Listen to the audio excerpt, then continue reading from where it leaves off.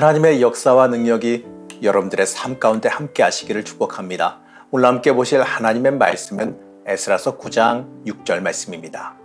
말하기를 나의 하나님이여 내가 부끄럽고 낯이 뜨거워서 감히 나의 하나님을 향하여 얼굴을 들지 못하오니 이는 우리 죄악이 많아 정수리에 넘치고 우리 허물이 커서 하늘에 미침이니이다.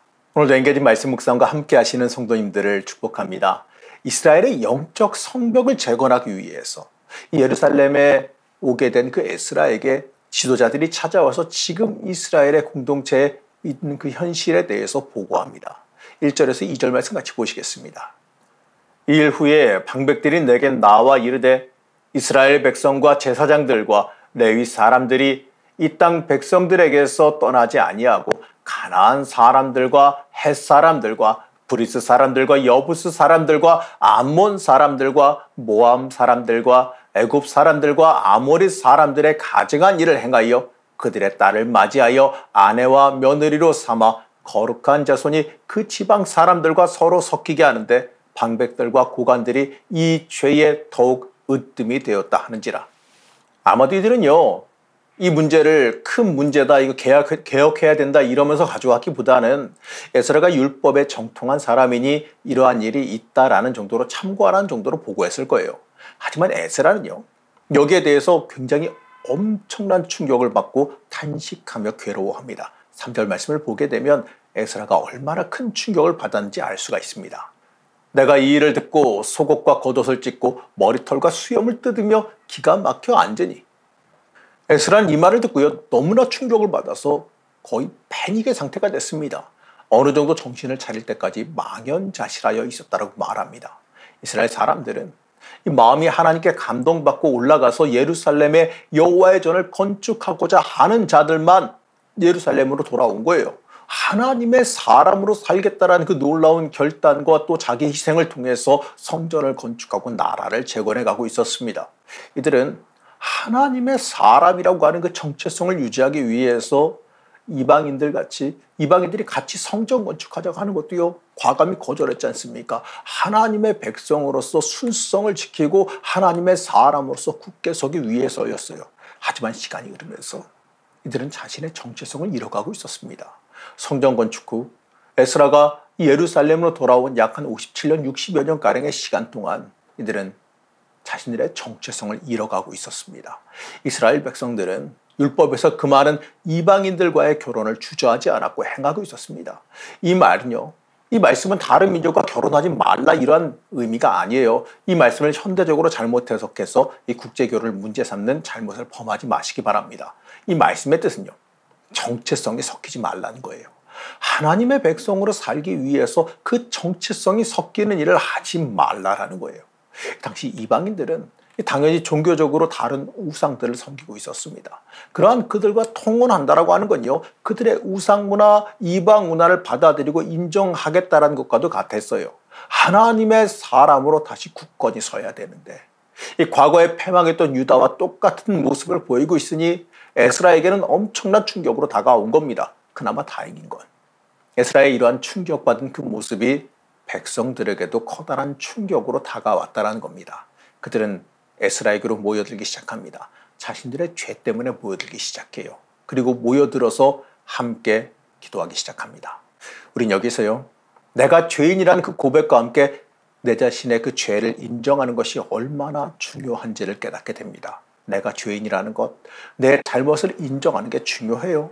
그럴 때 하나님의 은혜와 용서함도 내 인생 속에 경험하게 됩니다. 에스라는 이제 지금 공동체의 죄뿐만 아니라 과거 이스라엘의 죄와 허물까지 하나님 앞에 아뢰며 회개합니다. 이스라엘이 멸망했던 것이 하나님께 죄를 범했기 때문이라는 것을 강조하지요. 백성들에게 어찌 그 멸망했던 그 길을 다시 걸어가려고 하느냐라는 가르침이기도 하고 하나님 앞에 철저한 회개이기도 합니다. 우리는 하나님 앞에 내가 부족한 것, 내가 죄인인 것을 고백할 수 있어야 됩니다. 하나님 앞에서 나는 아무것도 아니라는 것을, 하나님의 은혜가 아니면 내가 도저히 살아갈 수가 없다는 것을 철저히 고백해야 됩니다. 여러분, 그것이 가장 먼저예요. 이제 중요한 것은 고백에서 끝나면 안 된다는 사실이지요. 맞습니다. 이 고백에서 끝나면 안 되죠. 말로만 해결될 일이 아니지 않습니까? 우리가 회개했으면 그에 따른 삶으로, 결단으로, 행동으로 옮겨가야 됩니다. 그리고 잊지 말아야 될 것은요, 하나님은 우리를 향해 다가오지 않으셨다는 점이에요. 에스라는 하나님의 자비하심에 대한 믿음을 보여줍니다. 13절 말씀입니다. 우리 악한 행실과 큰 죄로 말미암아 이 모든 일을 당하였사오나 우리 하나님이 우리 죄악보다 형벌을 가볍게 하시고 이만큼 백성을 남겨주셨사오니, 하나님께서 멸망시켜 없애버려도 충분한데 하나님의 자비하심으로 형벌도 약하게 하시고 이 정도로 살려두셨음에 대한 은혜를 고백합니다. 이스라엘은 지금 이 자리에서 하나님께 죽기 살기로 매달리며 하나님 앞에 바로 서기 위해 힘써야 되는데 그러지 못했지요. 당장 멸망해도 할 말이 없는 상황입니다. 하지만 에스라는 그럼에도 과거에도 그 가운데 이렇게 살려놓으셨듯이 지금의 죄악 가운데서도 살아갈 길을 주시기를, 자비를 베풀어 주시길 바라는 믿음을 보여줍니다. 맞습니다. 하나님은 징계를 원하시는 것이 아니라 우리가 회개하고 돌이켜 변화하기를 원하십니다. 사랑하는 성도 여러분, 하나님의 백성은요, 하나님의 백성으로 자신의 정체성을 확실하게 해야 됩니다. 내가 누구인지, 내가 무엇을 위해서 살아가야 되는지, 내 능력과 도움이 어디에서 오는지를 명확하게 해야 돼요. 문제는요, 그럼에도 우리가 그렇게 살아가지 못한 데 있는 거지요. 그렇기 때문에 우리는요, 더더욱 하나님의 자비하심과 도우심을 간구하며 살아가야 됩니다. 내가 부족하고 죄인임을 철저히 고백해야 됩니다. 그리고 하나님의 도우심을 구하며 내가 변화하기를, 내가 하나님의 사람으로서 온전히 살아가기 위해서 씨름해야 됩니다. 그럴 때 우리는 하나님의 사람으로 온전하게 굳건히 일어설 수 있게 됩니다. 하나님의 사람의 정체성, 내가 누구인지 이걸 명확하게 하며 살아가시기 바랍니다. 우리가 살아가는 인생은요, 영적 전쟁터예요. 그 가운데서 주를 힘입어 온전히 승리하시기를 축복합니다. 하나님의 은혜와 도우심, 하나님의 이끄심이 여러분들의 삶 가운데 함께 하시기를 축복합니다. 우리의 힘과 능력이 되신 하나님, 우리가 하나님의 사람으로 그 정체성을 명확하게 하며 살아가기를 소망합니다. 우리의 죄악을 용서하여 주시고 하나님의 사람으로 회개하며 굳건히 서게 하여 주시옵소서.